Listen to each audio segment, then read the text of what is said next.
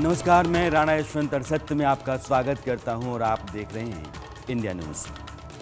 मैं अभी यानी रात 8 बजे जब आपके सामने हूं, ठीक इसी समय देश भर में कई अस्पतालों में कई लोग अपने परिजन के इलाज की खातिर पैसे का इंतज़ाम कर रहे होंगे, क्योंकि अस्पताल का मोटा बिल उनके हाथ की रकम और जमा पूंजी दोनों पर भारी पड़ गया होगा।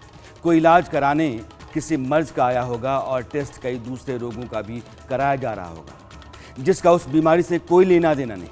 कोई ऑपरेशन दाएं पैर या आंख का करवाने के लिए आया होगा, मगर दूसरे पैर या आंख का ऑपरेशन कर दिया गया होगा। उसके बाद भी कहीं कोई अफसोस नहीं होगा, हर्जाना सवाल ही नहीं उठता।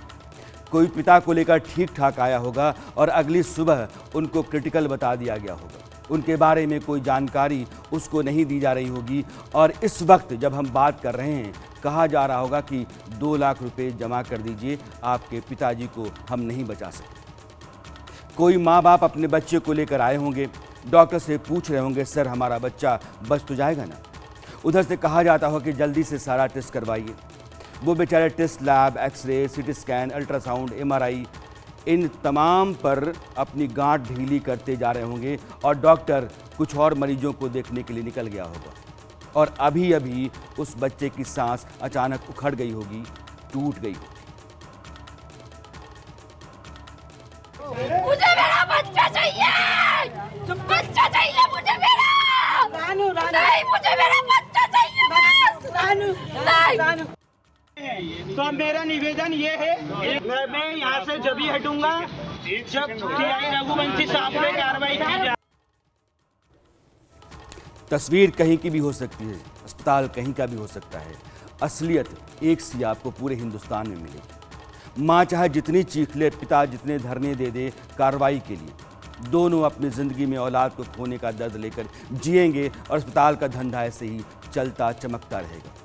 कभी कभी ज़िंदगी डॉक्टरों की ईमानदार कोशिश के बाद भी हार जाती है, समझ में आता है, लेकिन निजी अस्पतालों में मरीजों के मरने के कारण कई तरह की लापरवाहियां, मरीज को लंबे समय तक अस्पताल में रखने के तिकड़म, पैसे के लिए इलाज में कोताही और कई दूसरे तरह की धांधलियां होती हैं, जिनकी परत दर परत आज खोलने की कोशिश करूंगा।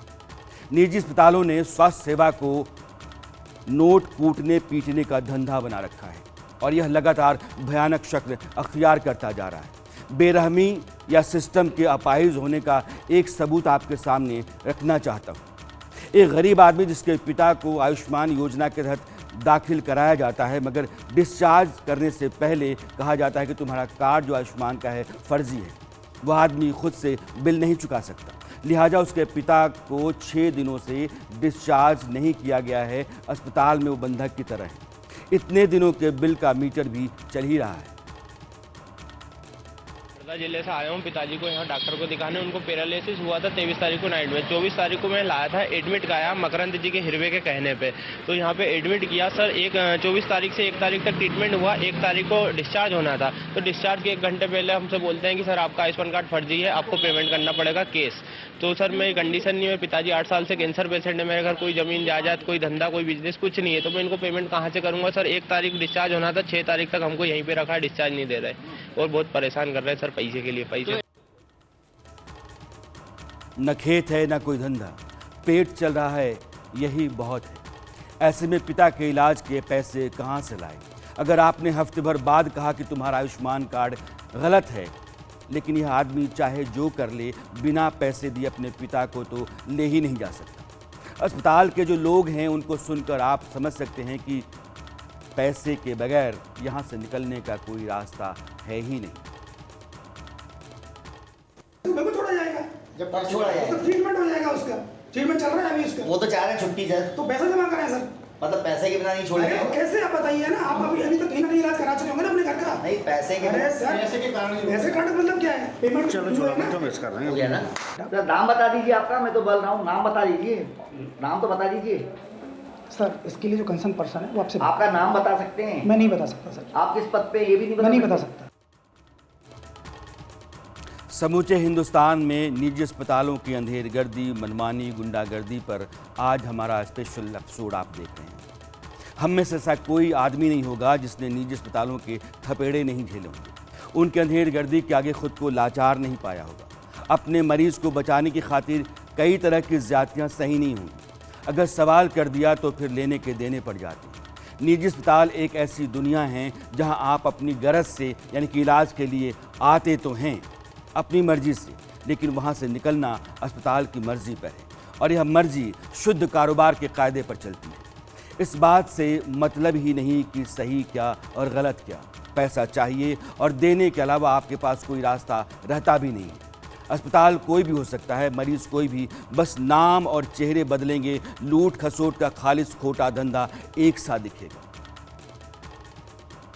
ये बात बिल्कुल सही है कि जितने भी बड़े हॉस्पिटल हैं ये अपनी मनमानी करते हैं और आम आदमी से अनाप शनाप पैसे लेने का काम भी करते हैं। मेरे पिताजी बीमार हुए थे हॉस्पिटल में, मैंने उनको एडमिट कराया था, पिछले महीने की बात है, जनवरी की। जितना बिल था वो टीपीए मेरा कैशलेस था, 1 रुपए भी मुझे नहीं देना होता मैं अगर किसी और हॉस्पिटल में जाता हूं। मगर मैं जब गया पिताजी को लेकर के, उनका जितना बिल बना उसके अलग से, उसके बाद 5 से 6 हजार रुपए मुझसे अलग ले लिए और टीपीए का जो मेरा 50 से 60 हजार रुपए का खर्चा था वो टीपीए वालों से ले लिया। मैंने उनसे पूछा कि आप ये किस किस चीज का पैसा ले रहे हैं, तो उन्होंने अलग अलग टर्म्स एंड कंडीशन लिख रही थी। एक उसमें सबसे बड़ी हैरानी की बात ये थी कि 1500 रुपए उन्होंने मुझसे लिए कैश, जो टीपीए में कवर नहीं थे। वो 1500 रुपए इस चीज के थे। जब मैंने पूछा कि 1500 क्यों दूं मैं आपको, तो उन्होंने मुझसे कहा कि ये 1500 रुपए आपके पेशेंट के डाटा के लिए हैं, वो फोर्टिस हॉस्पिटल में डाटा हमेशा रहेगा। मैंने कहा डाटा की मुझे तो रिक्वायरमेंट है नहीं, और रिक्वायरमेंट होगी तो मैं फोटो खींच के रख लूंगा उसका, या अपने घर पे कोई कागज रख लूंगा। मैं 1500 रुपए क्यों चार्ज करूं? तो उन्होंने मेरी बात नहीं सुनी और वो 1500 रुपए लिए ही लिए हैं। इसके अलावा भी कई तरह के एक्स्ट्रा चार्ज उन्होंने लगा रखे थे जो और हॉस्पिटलों में नहीं लिए जाते मगर बड़ी हॉस्पिटलों में जरूर लिए जाते हैं। यानी कि आम आदमी के पास कितना ही बड़ा क्लेम हो, कितना बड़ा टीपीए हो, 5 से 6 हजार रुपए एक्स्ट्रा वो हॉस्पिटल वालों को देगा ही देगा। ये स्थिति देश भर में है। आपको मालूम है कि देश में अस्पतालों के चंगुल से मरीजों और उनके घर परिवार को बचाने के लिए बाकायदा कानून है, जिसे पेशेंट राइट्स चार्टर कहा जाता है।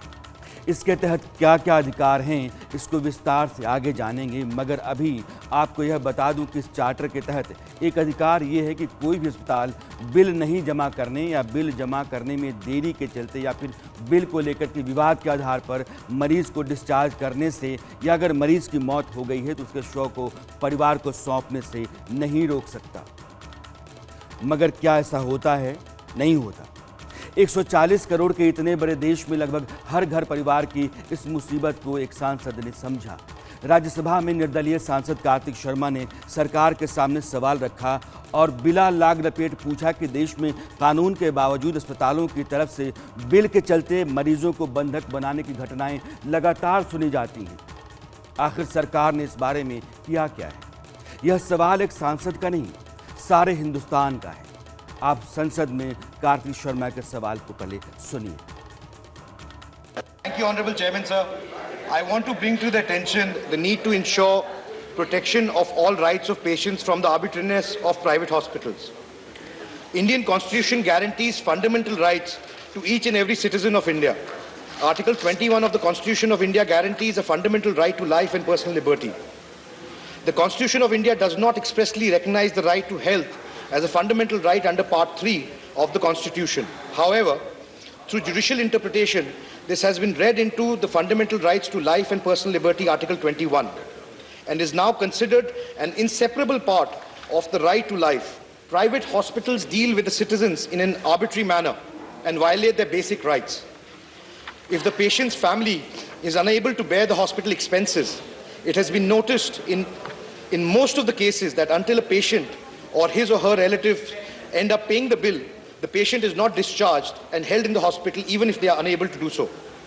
For instance, in November 2020, a woman patient after her delivery was held by a private hospital at Kushinagar in Uttar Pradesh for not paying the hospital bills. The patient's family had to approach the police administration in order to get the women free from the hospital. In August 2019, another patient was held by the Apollo Spectra Hospital of Delhi for non-payment of bills post-surgery. Not only this, there have also been many cases of seizing dead bodies. Such an incident reported last year from the Shahdol district of Madhya Pradesh, where the doctors of the Devanta hospital took the dead body under their charge, and just because the relatives of the deceased could not pay the hospital bills in time. Similar cases are also being registered from other parts of the country where the patients are met with inhumane conditions. Certain cases have been brought to light where patients have been tied to the bed by the hospital administration. सांसद कार्तिक शर्मा का सवाल महज एक सांसद का नहीं बल्कि 140 करोड़ के हिंदुस्तान का सवाल है। इसमें हर आदमी के दर्द की दवा ढूंढने का संकल्प दिखता है, एक बेचैनी नजर आती है। कार्तिक शर्मा के पास एक दो नहीं बल्कि ऐसे कई मामले थे जिनमें मरीजों को अस्पताल ने पैसे के चलते घर नहीं जाने दिया या शव घर वालों को नहीं सौंपा, और यह सब वे देश की सबसे बड़ी पंचायत संसद में सुना रहे थे। अब सुनिए कि सरकार ने कार्तिक शर्मा के सवाल का जवाब क्या दिया। स्वास्थ्य और परिवार कल्याण राज्य मंत्री प्रवीण पवार ने कहा कि जो पेशेंट राइट्स चार्टर है, जिसे क्लिनिकल एस्टैब्लिशमेंट एक्ट 2010 के तहत कानून के तौर पर स्थापित किया गया है, उसमें साफ लिखा है कि कोई भी अस्पताल किसी मरीज या उसके शव को बंधक नहीं रख सकता। यह नियम सभी राज्य सरकारों और यूनियन टेरिटरीज के पास है ताकि किसी भी मरीज या उसके परिवार की शिकायतों का निदान इस आधार पर किया जा सके। एक सांसद की चिंता ने सरकार को कानून को दोबारा देश के सामने रखने का मौका दिया। अब आप सोचिए कि जो आदमी अपने पिता को घर 6 दिनों से नहीं ले जा रहा था क्योंकि जिस दिन डिस्चार्ज होना था उसी रोज अस्पताल ने कहा कि आपका आयुष्मान कार्ड गलत है, 6 दिन उस अस्पताल को एक मरीज को पैसे के लिए बंधक की तरह रखने का कोई अधिकार नहीं था, यानी यह कानूनन गलत था। ऐसे में पुलिस ने केस किया कर सकती थी या किया जा सकता था, मगर पुलिस और अस्पतालों की साठगांठ ऐसी होती है कि वहाँ आम आदमी खुद को लाचार पाता है।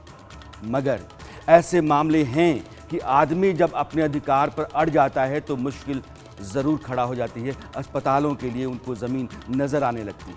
मुंबई के गिरीश मिश्रा ने अपनी मां को एक अस्पताल में दाखिल करवाया। उनको लगा दवाओं के नाम पर बिल का मीटर लगातार भाग रहा है। गिरीश मिश्रा ने एतराज़ किया। यहाँ से एक लड़ाई शुरू हुई और आप इस लड़ाई को सुनिए। बाहर से लेके आएंगे और वहाँ हमें 20 to 30% डिस्काउंट मिलता है, और आप अगर वो यहाँ पे देंगे तो आप एट पार देते हैं, MRP पे देते हैं। तो उन्होंने कहा एक फॉर्म है, वो हम इंस्ट्रक्शन देंगे, वो भर के आपको मिल जाएगा, तो वो जो भी मेडिसिन्स लगेगी हम आपको इन्फॉर्म करेंगे। अभी आप बोल रहे हैं एक हफ्ते के बाद कि आपको इसमें डिस्प्यूट है करके, तो मैंने कहा डिस्प्यूट है चाहिए तो जिस नर्स से बोला था आप उससे बात कर लीजिए। तो वो नर्स छुट्टी पे बताई गई कि वो छुट्टी पे है करके, तो उससे कोई हम लोग से बातचीत नहीं हुई। डिस्प्यूट ख़त्म हो जाएगा तो हम आपका पूरा पैसा दे देंगे, लेकिन जब तक डिस्प्यूट ख़त्म नहीं होगा तब तक हम आगे का जो पेमेंट है वो नहीं देंगे। हमने ऑलमोस्ट 1 लाख रुपया भर दिया था और बाकी का जो पेमेंट वो हमने भरा नहीं था। तो उनकी पूरी टीम आई, जसलोक हॉस्पिटल की पूरी टीम आई, डॉक्टर्स आए, उन्होंने बताया ये है, ऐसा है, वैसा है, और सब आधा घंटा मीटिंग करने के बाद रिज़ल्ट 0 आया। बोला नहीं आपको पूरा पैसा भरना पड़ेगा। तो हमने कहा कि देखो फिर हमें पुलिस को बुलाना पड़ेगा। तो बोले पुलिस तो हमने ऑलरेडी बुलाई है। तो गाँव देवी पुलिस वालों को उन्होंने ऑलरेडी बुलाया था। तो पुलिस वाले बोले हमें कि आप पुलिस स्टेशन चलो। तो हमने कहा किस बात के लिए, आपको किसने बुलाया? तो बोले जसलोक हॉस्पिटल ने बुलाया। मैंने कहा किस लिए बुलाया? तो बोले उनके प्रोटेक्शन के लिए बुलाया। तो मैंने कहा उनका प्रोटेक्ट आप करिए ना। तो बोले नहीं आपको पुलिस स्टेशन चलना पड़ेगा। मैंने कहा कोई मारपीट हुई, कोई गाली गलौज हुई, कुछ तो हुआ नहीं, तो मैं क्यों चलूँ? तो मैंने वहाँ से डीसीपी सौरभ त्रिपाठी थे उस वक्त, डीसीपी जोन 2 जिसके अंडर में गांव देवी पुलिस स्टेशन आता था। मैंने उनको फ़ोन किया कि भाई साहब ऐसा ऐसा हुआ है और ये पुलिस वाले हमें ही बोल रहे हैं कि आप पुलिस स्टेशन चलो करके। हमारी मम्मी को रॉन्गफुल रिस्ट्रेन करके रखा है, डिस्चार्ज नहीं दे रहे हैं, बोलते हैं जब तक पूरा पैसा नहीं देंगे इनको हम डिस्चार्ज करेंगे नहीं। तो ये रॉन्गफुल रिस्ट्रेन है, तो आप ज़रा पुलिस वाले से बात करिए।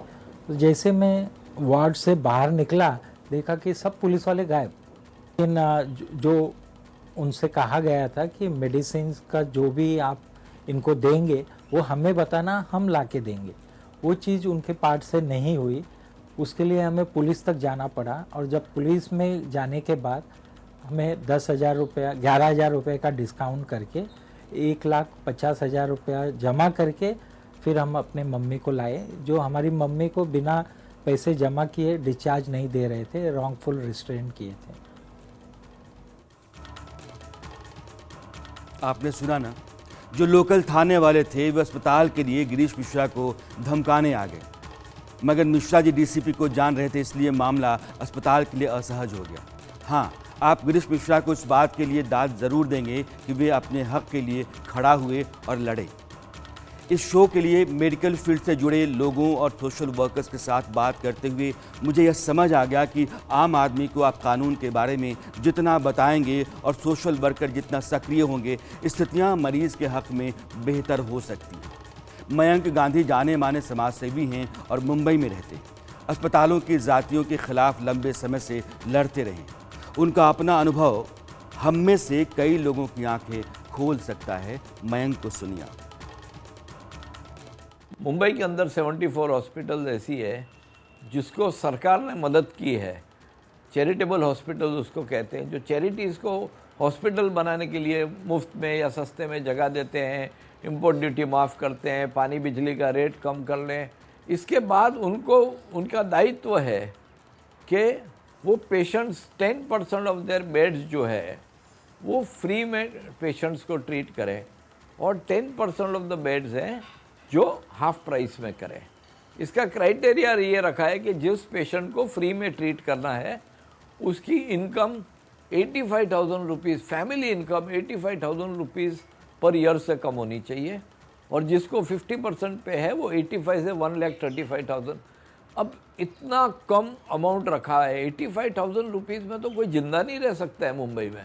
तो ये है कि ये सारी 5 स्टार होटल्स हैं, बाहर 50 वॉचमैन खड़े हुए हैं, इटालियन मार्बल लगा हुआ है, और लोगों को पता नहीं है कि यहाँ पे हमारा फ्री ट्रीटमेंट होता है। तो कोई अवेयरनेस नहीं है, कोई बताने की था। और पेशेंट जब जाता है तो वहाँ का जो सोशल वर्कर होता है हॉस्पिटल का, वो उसको भगा देता है। चीकू वाली बाई थी, वो शाम को 7:30 बजे उनका एडमिट हुआ, बहुत मल्टीपल ऑर्गन फेलियर थे, और दूसरे दिन 5, 5:30 को उनका शरीर ठंडा हो गया। तो हॉस्पिटल ने उनको 1,98,000 रुपीज़ का बिल दिया, जिसमें 20,000 वो भर चुका था। तो फिर उसका बेटा मेरे पास आया और कहा कि हमको इतने पैसे मांग रहे हैं, एक दिन का ट्रीटमेंट का 1,98,000। बहुत गरीब तक के आदमी थे। तो बोले कि वो बॉडी देने को मना कर रहे हैं, कि जब तक आप पूरा पेमेंट नहीं करोगे हम आपको बॉडी नहीं देंगे। बोले मैं क्या करूं? बोले आपके पास एक ही विकल्प है, पुलिस स्टेशन जाइए और किडनैपिंग का केस हॉस्पिटल के ऊपर कर दीजिए कि आपकी माँ को उसने किडनैप कर दिया है। ये जैसे हुआ तुरंत हॉस्पिटल से फ़ोन आया, पुलिस का फ़ोन आया। फिर मैं बोला भैया ये गलत कर रहे हो आप। तो उन्होंने बॉडी भी दे दी, और मैंने बोला वो 20,000 भी दे दो। मुझे लगता है कि मरीजों के लिए जो कानून बनाया गया है, जिसे पेशेंट राइट्स चार्टर कहते हैं, उसमें वैसे तो 17 प्रावधान हैं, मगर जो आम आदमी के लिए ज़रूरी हैं उनको आपके सामने रखना चाहता हूँ। आप जानें, ताकि अस्पताल आपको बरला नहीं सके, आपको धमका नहीं सके। मसलन चार्टर कहता है कि मरीज को वैकल्पिक उपचार चुनने का अधिकार है। मान लीजिए कि किसी आदमी कोई मर्ज है, अस्पताल में वो एडमिट होता है, तो अस्पताल की जिम्मेदारी है कि वह पेशेंट को बताए कि अस्पताल में उस रोग के इलाज के लिए कितने विकल्प हैं। सिर्फ दवा 3 महीने चलेगी तो ठीक हो सकता है, या फिर तुरंत ऑपरेशन करना ज़रूरी है, या लेज़र से ट्रीटमेंट 3-4 सिटिंग में करनी पड़ेगी, वगैरह वगैरह। लेकिन आपको बताना है, इसमें यह भी लिखा है कि अगर मरीज को ऐसा महसूस होता है कि वह इलाज पूरा कराए बिना ही अस्पताल से जाना चाहता है, तो यह पेशेंट और उसके अटेंडेंट की जिम्मेदारी होगी कि अपनी जिम्मेदारी पर वो जाए। मगर ऐसे में भी अस्पताल को यह तय करना होगा कि मरीज के बाकी अधिकार सुरक्षित रहें।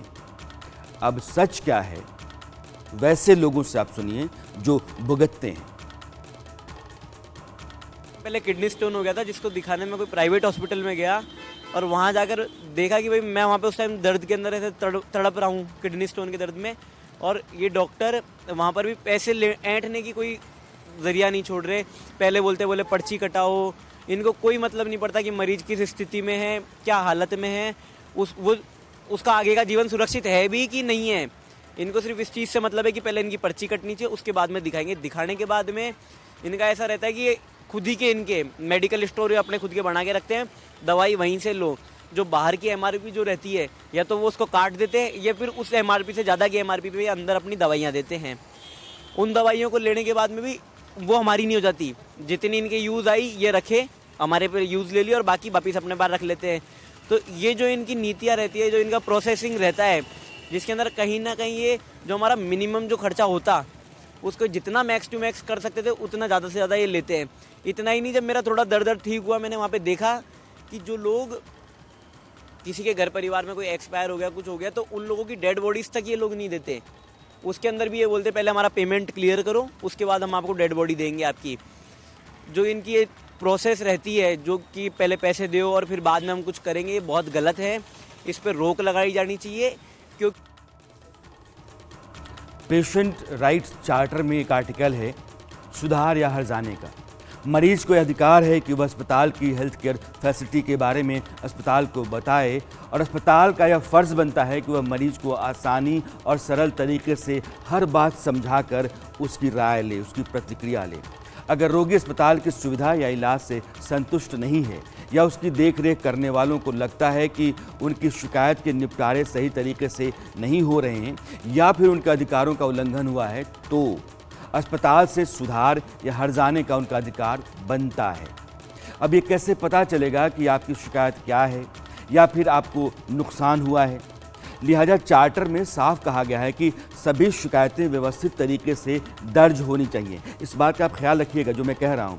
आपकी शिकायतें अस्पताल के भीतर सही तरीके से दर्ज होनी चाहिए, और हर शिकायत का एक पंजीकरण नंबर यानी कि रजिस्ट्रेशन नंबर होना चाहिए।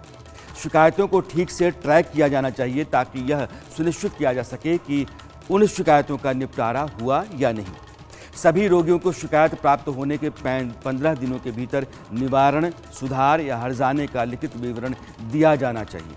निवारण करने की व्यवस्था निष्पक्ष और तुरंत निपटारे के लिए काम करने वाली होनी चाहिए। मगर होता है क्या?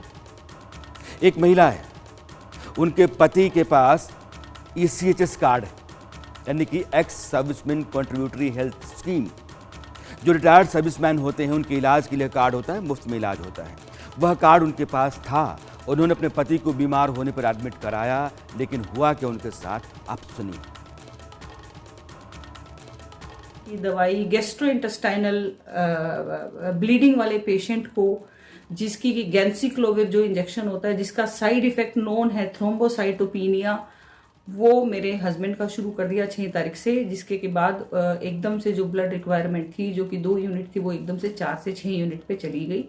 और बहुत ज़्यादा ब्लड बह जाने की वजह से थ्रू स्टूल्स, थ्रू लैट्रिन, और इसको मलेरिया भी वो लोग बार बार कह रहे थे। बहुत ज़्यादा ब्लड बहने की वजह से उनमें और भी बहुत सारी कॉम्प्लिकेशन स्टार्ट हो गई। क्योंकि हमने पेशेंट को सिर्फ बुखार में एडमिट करवाया था, तो मेरे पास इंश्योरेंस भी था। इस वजह से हमने अपने इंश्योरेंस कार्ड पे ही पेशेंट को एडमिट करवाया था। तो 22 तारीख से लेकर 10 तारीख तक का उनका बिल तकरीबन 9 लाख का बन गया था, जिसमें कि बहुत सारी कॉम्प्लिकेशंस पेशेंट्स में पैदा हो गई। और रेस्पिरेटरी वाले का भी कोई एक्टिव रोल नहीं था as per the IPD record. 9 दिसंबर 2013 को मैंने ESI ओखला से रेफरल अपने पेशेंट का कराया, क्योंकि मैं टीचर थी, तो हरियाणा में ESI टीचर की सुविधा टीचर्स को भी उपलब्ध है। 10 तारीख को डॉक्टर ने हमें बोला कि NovoSeven इंजेक्शन लाना पड़ेगा, 2.3 लाख के करीब, मतलब 2,60,700 रुपये का था। ये आपको अप्रूवल लेकर आना पड़ेगा ESI हॉस्पिटल से। यही इंजेक्शन है जो ब्लीडिंग को रोक सकता है और पेशेंट की जान बचा सकता है। शाम को मैंने डॉक्टर को इन्फॉर्म कर दिया था कि अप्रूवल आ गया, और मैंने लेटर उनकी काउंसलर ज्योति को दे दिया था। तो डॉक्टर साहब से जब मैं मिली शाम को, तो उन्होंने बोला कि इंजेक्शन कल लगाएंगे। अगले दिन सुबह जब मैं ICU में अपने भाई के साथ गई, तो नर्स ने कहा कि मैंने नर्स से पूछा कि क्या रहा इंजेक्शन लगाया, पेशेंट की मेलेना में कितना फ़र्क है, क्या रिजल्ट रहा इंजेक्शन का। तो नर्स ने कहा कि अभी इंजेक्शन लगाया नहीं है, डॉक्टर साहब आएंगे तभी इंजेक्शन लगेगा। और आईसीयू से निकलते निकलते बाहर हमें डॉक्टर मिल गए जिन्होंने कहा कि इंजेक्शन हमने रात को ही लगा दिया। देख रहे हैं ना, जो दवा आप जाते हैं देने के लिए कि ये लगा दीजिएगा, आपको पता ही नहीं है कि वो लगा या नहीं। डॉक्टर कहता है कि रात में लगा दिया, नर्स कहती है कि भी लगा नहीं है।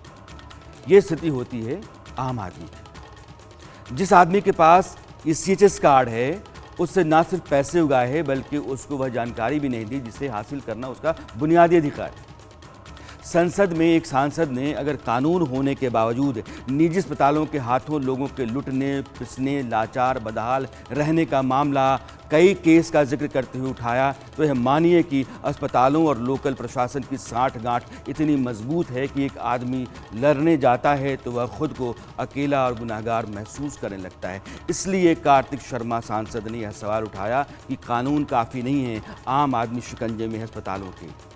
आदमी जो NRI है, आप उसका दर्द सुनिएगा, मैं अब सुनाने जा रहा हूँ। उसका बेटा गुड़गांव में एक्सीडेंट होता है, चोटिल होता है, घायल होता है, चोट सीने में आती है, पसलियाँ टूट जाती हैं, उसके चलते उसके लंग का ब्लॉकेज हो जाता है। मगर जो डॉक्टर थे वो सिर में चोट का इलाज कर रहे थे, बच्चा मर गया।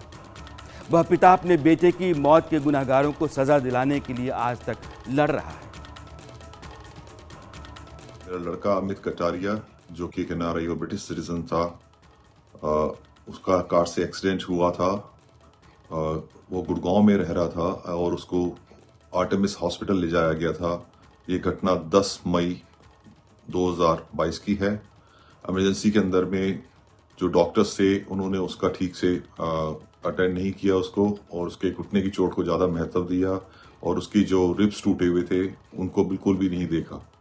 उसका ना एक्सरे हुआ, बल्कि उन्होंने जब उसके फेस पे स्वेलिंग आनी शुरू हुई थी जो कि उसकी मदर ने पॉइंट आउट की थी, उसके बाद डॉक्टर्स ने उसको बोला कि उसको इंट्यूबेशन किया जाएगा। उस वक्त वो डॉक्टर से बात कर रहा था और डॉक्टर्स ने उस वक्त उसको एनेस्थीसिया दे के बेहोश करके उसको ट्यूब लगाई ताकि उसको फिर सीधा वेंटिलेटर पर डाल दिया।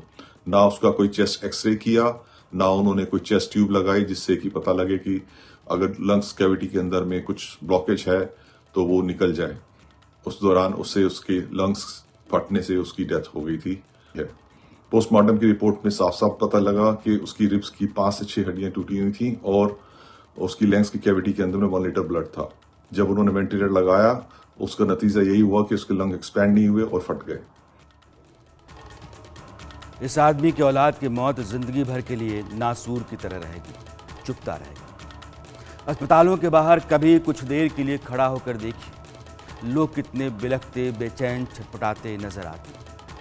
मगर मुझे ऐसा लगता है कि कानून को जानकर समाज जितना जागरूक होगा, इलाज में होने वाली धांधलियां और अस्पतालों की मनमर्जियां टूटेंगी, खत्म होंगी। पेशेंट राइट्स चार्टर कहता है कि हर मरीज को अपने सभी खर्चों के बारे में मदवार बिल हासिल करने का अधिकार है, यानी किस मद में कितना खर्च हुआ है। इलाज का खर्च, नर्सिंग, मेडिसिन, मशीनों के इस्तेमाल की फीस वगैरह वगैरह सरकार द्वारा तय की गई सीमा से अधिक नहीं होनी चाहिए और MRP से भी ज़्यादा नहीं। नियम कानून नहीं जानने के चलते हम अक्सर अस्पतालों के आगे हथियार डाल देते हैं, उनकी मर्जी के गुलाम हो जाते हैं, जबकि पेशेंट राइट्स चार्टर यानी कि कानून कहता है कि मरीज और उसकी देखभाल करने वालों को लिखित तौर पर यह जानकारी दी जानी चाहिए कि इलाज में कुल या अनुमानित खर्च कितना होगा। सुनिएगा, एडमिट जब आप होते हैं तो उस समय अस्पताल को बताना है कि जो आपकी बीमारी है उसका अनुमानित कॉस्ट कितना होगा। इस दौरान उसको यह भी बताना है कि अगर इलाज का तरीका नहीं बदला इलाज के दौरान और कोई कॉम्प्लिकेशन मरीज को नहीं हुआ है तो बिल में बहुत अंतर क्यों है, अंतर नहीं होना चाहिए। ये सवाल आप कर सकते हैं, जब आप अस्पताल को देना है, कानून कहता है। यही नहीं, फाइनल बिल में इलाज के लिए किस मद में कितना पैसा लगा इसका पूरा ब्यौरा भी होना चाहिए। मरीज या देखभाल करने वाले को पेमेंट की रसीद ज़रूर लेनी चाहिए। आखिर में मरीज को यह भी जानने का अधिकार है कि उसका इलाज कौन से डॉक्टर कर रहे हैं और डॉक्टर की क्वालिफिकेशन क्या है, योग्यता क्या है। मगर असलियत क्या है? आप देश भर में वैसे किसी भी आदमी से पूछिए जिसने अस्पतालों का असली चेहरा देखा है तो वह आपको बताएगा कि सच्चाई क्या है। प्राइवेट हॉस्पिटल की तो क्या बताएं सर, आपको इतनी गलत सिचुएशन है। अभी लास्ट टाइम में मेरे फादर बीमार थे तो उनका मैंने एक हॉस्पिटल में पूरे टेस्ट करवाए, उसके बाद पापा सेटिस्फाइड नहीं हुए, मैं दूसरे हॉस्पिटल में उनको लेके गई, उन्होंने दोबारा सारी जांचें लिख दी। अगर वही जांचें दोबारा से करवा रहे हैं, हमने पूछा भी कि आप क्यों नहीं मान रहे हैं, तो बोलते नहीं हमारे यहाँ अलग सिस्टम है, उनके अलग सिस्टम है। अब इससे पता नहीं चलता आम जनता को किस तरीके से लूटा जा रहा है। ये पूरी तरह से समझ में आता है कि ये लोग सिर्फ अपना पैसा बनाने के लिए ये सब करते हैं। अब अगर मान लो गवर्नमेंट ने फ्री स्कीम भी लागू कर दी तो भी ये उसमें 2-4 रुपए हजार की जांचें जोड़ के फिर वो जांचें करवा लेंगे। मतलब ये अपना मार्जिन कहीं नहीं छोड़ेंगे। और ये ऐसा नहीं है किसी छोटे मोटे हॉस्पिटल में, ये हर हॉस्पिटल के साथ ये प्रॉब्लम है। तो सबसे पहले तो हमें ये तय करना चाहिए कि एक जांच कितने दिन तक लागू रहेगी और वो कौन कौन से डॉक्टर को मानी जाएगी। आप आपस में ही तय नहीं कर पा रहे हो। और आप आजकल कोई भी आप प्रॉब्लम लेके चले जाओ, मेरे खुद के थोड़ा दर्द की प्रॉब्लम हुई थी, डॉक्टर ने मुझे सारी जांचें लिख दी, शुगर, थायराइड, बीपी, ये वो, जब जो भी है एक्सरे करवाओ, सोनोग्राफी करवाओ। फिर इनके लिए गवर्नमेंट में आदमी जाएगा, लंबी लंबी लाइन लगती है। प्राइवेट में जाओ तो इतना पैसा दो, कहाँ से आ रहा है इतना पैसा आप बताइए मुझे। और मेडिक्लेम में जाते हैं तो उसमें जो सिरे से लगातार ये जाँच करवाएंगे वो उसमें लागू नहीं होगी। मतलब समझ नहीं आ रहा इंसान के साथ क्या खिलवाड़ चल रहा है। कितनी वाजिब बात है। ये महिला जो कह रही है उस तरह की परेशानी हम सब उठा चुके हैं। लेकिन आज का यह शो सिर्फ इसलिए है ताकि आपको अपने लड़ने के लिए अधिकार का हथियार मालूम हो। जो अधिकार कानूनन एक मरीज को मिले हैं, उनकी धज्जियां इसलिए उड़ती हैं क्योंकि ज़्यादातर लोगों को उनके बारे में पता नहीं है। और जिनको पता है उनमें से ज़्यादातर को लगता है कौन पचड़े में पड़े, चलो पैसा दो और पिंड छुड़ाओ। मगर याद रखिए, आपके इस तरह चले जाने से ही अस्पतालों को दूसरे मरीजों से मनमानी करने के लिए बढ़ावा मिलता है, उनका हौसला बढ़ता है। उनको लगता है कि कोई रोक टोक है नहीं, कोई लड़ नहीं सकता, इसलिए लगातार लूटते खसोटते रहो, दबाते कुचलते रहो। अस्पतालों को लगता है कि इतना बड़ा आदमी घुटने टेक गया तो ये कौन होता है, इसलिए लड़िए ज़रूर। आपको यह जानकर हैरत होगी कि कानून कहता है कि किसी भी मरीज़ या उसकी देखरेख करने वाले को अपनी पसंद के किसी दूसरे डॉक्टर से सेकंड ओपिनियन लेने का पूरा अधिकार है। इसके लिए अस्पताल को बिना किसी एक्स्ट्रा फीस के मरीज़ को सारे डॉक्यूमेंट देने होंगे। मरीज़ या उसके तीमारदार जो देखरेख करते हैं, उनके इस फैसले के कारण मरीज़ की देखभाल की क्वालिटी से कोई समझौता नहीं होना चाहिए। अगर कोई अस्पताल किसी मरीज के साथ सिर्फ इसलिए भेदभाव करता है क्योंकि उसने किसी और डॉक्टर से सेकंड ओपिनियन लिया है, तो जिम्मेदार लोग मानवाधिकार के तहत दंड के भागी होंगे। ये कानून है। ऐसा होता है क्या? अस्पताल से सेकंड ओपिनियन लेने के लिए तो छोड़िए, यूं भी सारे पेपर्स आप मांग करके देख लीजिए, मिलेगा ही नहीं। बड़े अस्पतालों में तो मरीज के ट्रीटमेंट पेपर्स ऐसे रखे जाते हैं कि आपने उनकी फ़ोटो भरकर ले ली और किसी ने देख लिया तो ऐसे हड़काएगा जैसे आपने कोई चोरी कर ली है, आप गुनहगार हैं, जबकि यह आपका राइट है, आपका अधिकार है, कानून ने दे रखे हैं। अस्पताल होता कौन है मेरे इलाज के पेपर्स मेरे घर वालों को नहीं देने वाला, मगर ना वह देता है और ना आपको लेने देता है।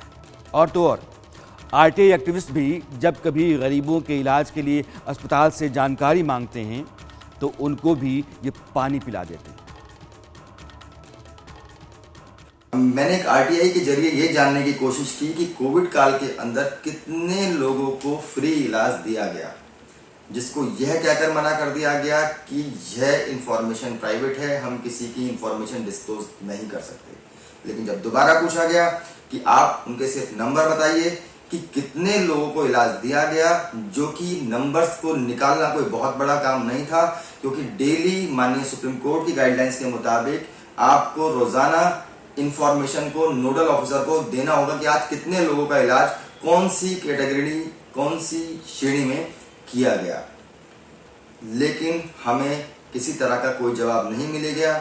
जवाब में सिर्फ इतना मिला कि किस हॉस्पिटल में कितने बेड रिजर्व हैं, लेकिन कितना इलाज किया गया नहीं पता है। दूसरा, माननीय सुप्रीम कोर्ट के अनुसार सभी का इलाज उसी जगह से किया जाएगा जहां उन पेशेंट्स का इलाज किया जा रहा है जहां पर प्राइवेट पेशेंट्स, यानी कि वो पेशेंट जो पैसा देकर इलाज कराते हैं। लेकिन सच्चाई यह है कि उस जगह से हटकर काफी दूर कोई खिड़की बना दी जाती है कि यहाँ पर आप सुबह 5 बजे आइए और नोडल अफसर जब तक नहीं आ जाते आपको लाइन में रहना पड़ेगा। नोडल अफसर कहीं 11 बजे आते हैं, कहीं 12 बजे, कहीं वो आते ही नहीं है। तो अगर इलाज के लिए 10 लोग लाइन में रखते हैं, वो सुबह तक 3 रह जाते हैं, फिर वो 3 दिन चक्कर काटने के बाद वापस चले जाते हैं। प्रवीण प्रधान सोशल एक्टिविस्ट हैं और लगातार अस्पतालों के खिलाफ लड़ते रहते हैं।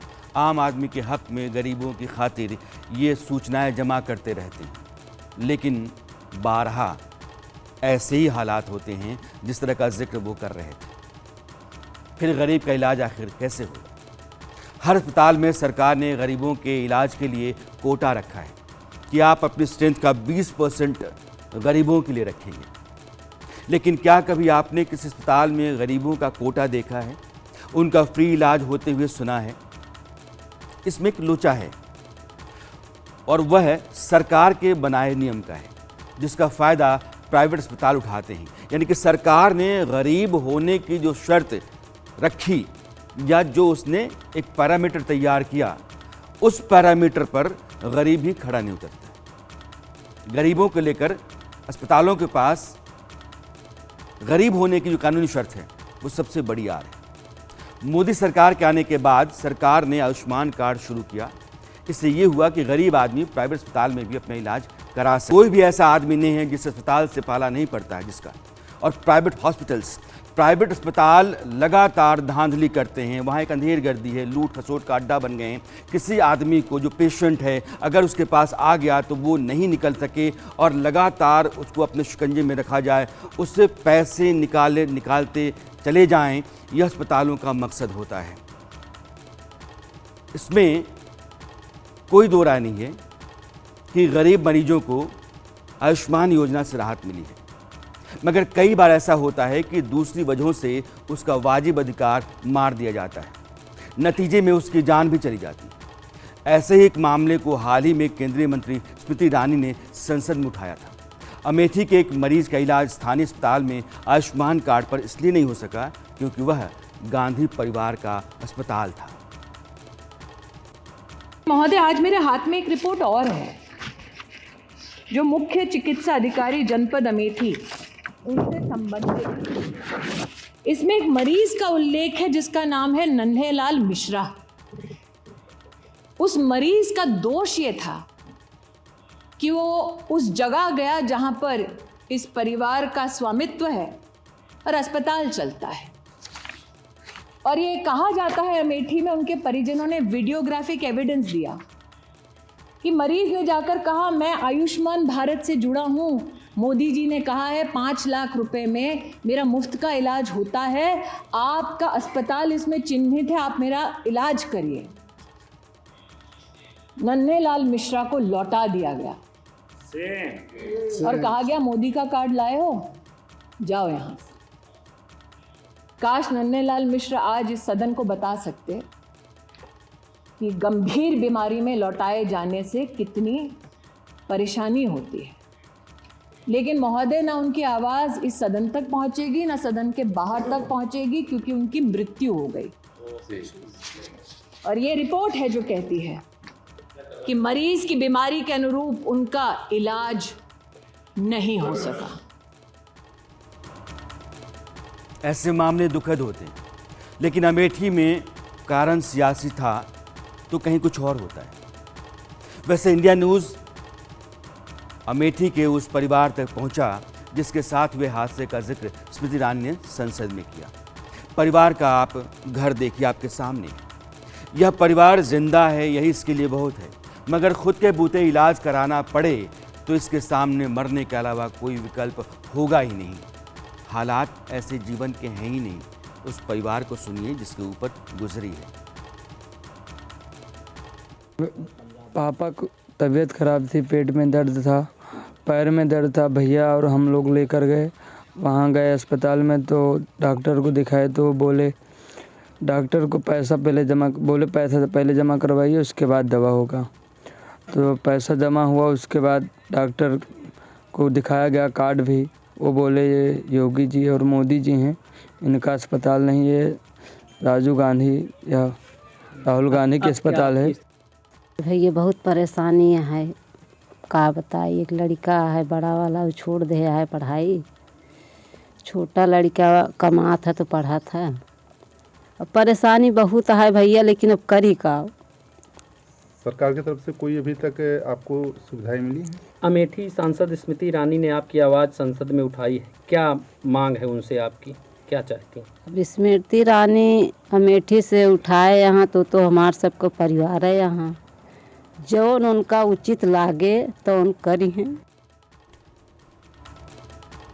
साहब, इस देश का गरीब ऐसा ही है और इस तरह के करोड़ों परिवार हैं। उसके लिए हर जून की रोटी चुनौती है। एक रोज़ निकल जाए यही जीवन है और अपने सारे सपनों के साथ मर जाना उसकी सच्चाई। ऐसे लोगों के लिए निजी अस्पतालों में अब आयुष्मान योजना के कारण जगह बनी है और आज हम ऐसे अस्पतालों की अंधेरगर्दी, मनमर्जी और अमानवीय बर्तावों की बात कर रहे हैं।